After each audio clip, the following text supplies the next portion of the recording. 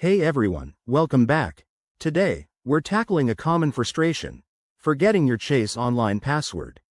Don't worry, it's easier to reset than you might think, and I'll walk you through it step by step. Whether you're a longtime Chase user or new to online banking, this guide will get you back in action quickly and securely. First things first, head over to the Chase website or open the Chase mobile app. Make sure you're on a secure connection. Look for that little lock icon in your browser. Once you're there, navigate to the login page. You'll see a "Forgot username, password" link.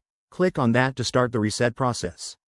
Next, you'll be prompted to enter your username or the last 4 digits of your social security number, depending on what Chase asks.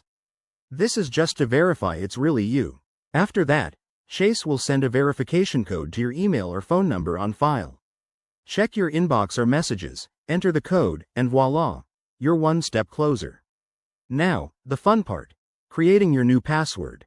Chase will ask you to choose something strong. Aim for at least 8 characters, with a mix of letters, numbers, and symbols.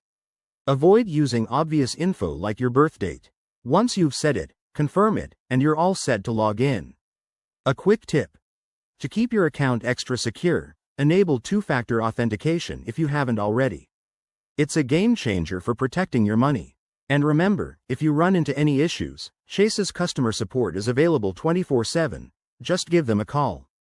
There you have it. Resetting your Chase password is straightforward and stress-free. If this helped, give this video a thumbs up and subscribe for more banking tips and tricks. Thanks for watching, and see you next time.